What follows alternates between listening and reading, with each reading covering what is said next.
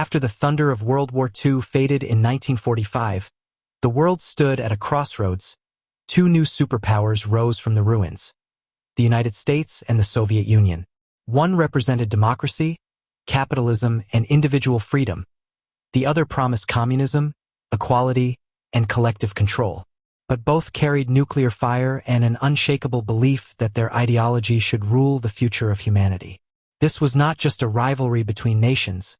It was a global battle for power, influence, and survival. The Cold War had begun. Europe, once the center of civilization, now lay shattered, divided by an invisible wall of fear and suspicion. The United States led the creation of NATO, a military alliance to defend Western democracy. The Soviet Union countered with the Warsaw Pact, uniting Eastern Europe under its red banner. Winston Churchill called it the Iron Curtain, a barrier that split the continent and symbolized the division of the entire world. Germany was cut in two, Berlin split into East and West, and the Berlin Wall became the ultimate symbol of a world torn between two systems. Both superpowers raced to rebuild and rearm. America launched the Marshall Plan, pouring billions into Western Europe to rebuild economies and prevent communist influence. The Soviets saw this as an act of imperialism, tightening control over Eastern Europe through propaganda, secret police, and political repression. Meanwhile, the atomic bomb, once an American monopoly, was no longer theirs alone. In 1949, the Soviet Union tested its own nuclear weapon, shocking the world and igniting a terrifying arms race. Soon, both sides built hydrogen bombs, capable of erasing entire cities in seconds. Humanity now lived under the shadow of mutual destruction. As the 1950s began, this ideological battle spread beyond Europe. The United States sought to contain communism anywhere it appeared, from Korea to Vietnam, from Latin America to Africa. The first major flashpoint came in Korea, 1953, when North Korea invaded the South, backed by the USSR and China. The United States and United Nations intervened. The war ended in stalemate, but millions died, and the 38th parallel became another frozen scar of the Cold War. At the same time, both superpowers fought for influence not only with weapons but with words, culture, and technology. The space race became a new battlefield of prestige. In 1957, the Soviets launched Sputnik, the first artificial satellite, stunning the United States. 4 years later, Yuri Gagarin became the first human in space, and the USSR seemed ahead. America responded with massive investments in science and education, culminating in Apollo 11 in 1969, when Neil Armstrong took humanity's first steps on the moon, a moment that declared technological victory for the West. But beneath the surface of progress, paranoia ruled. The Red Scare gripped America, where anyone accused of communist sympathy faced investigation, blacklisting, or prison. In the USSR, Joseph Stalin's dictatorship continued its brutal grip, silencing dissent with fear and control. Across Eastern Europe, uprisings in Hungary, 1956, and Czechoslovakia, 1968, were crushed by Soviet tanks. In these revolts, the dream of freedom clashed with the weight of empire. Then came the Cuban Missile Crisis of 1962, the closest the world ever came to nuclear war. When American spy planes discovered Soviet nuclear missiles stationed in Cuba, just 90 miles from Florida, President John F. Kennedy confronted Premier Nikita Khrushchev. For 13 tense days, humanity held its breath. One wrong move could have ended civilization. Finally, both sides stepped back. The Soviets withdrew missiles from Cuba, and the U.S. secretly removed missiles from Turkey.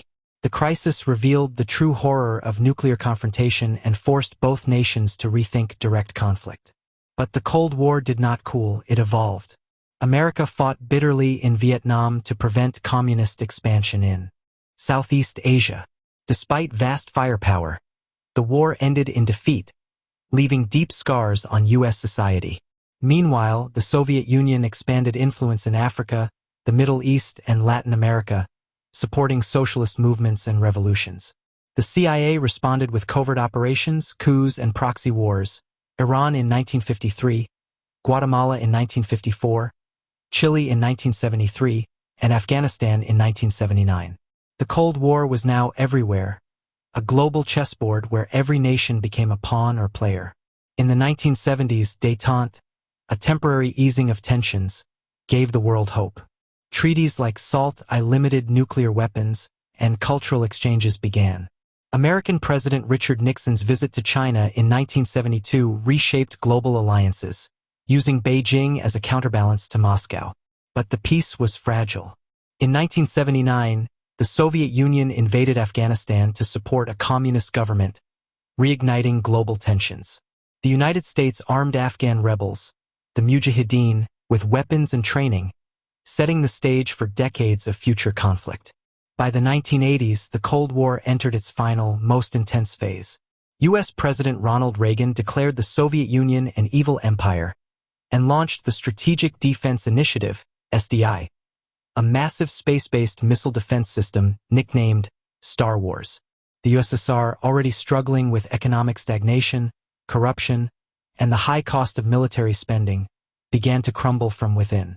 In 1985, Mikhail Gorbachev came to power, promising reform through glasnost, openness, and perestroika, restructuring.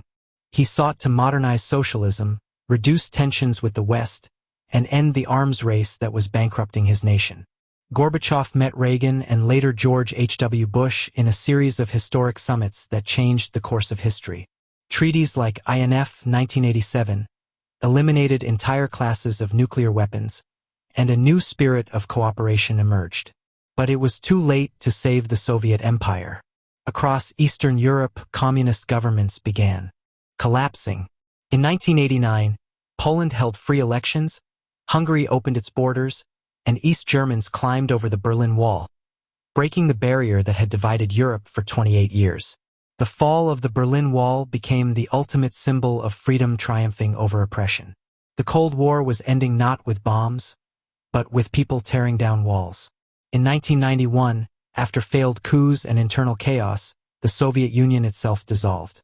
15 new independent nations were born, and the red flag was lowered over the Kremlin for the last time. The United States stood as the lone superpower, victorious but changed.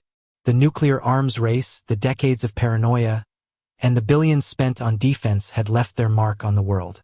The Cold War ended without a final battle, but its legacy remains in every corner of the modern world.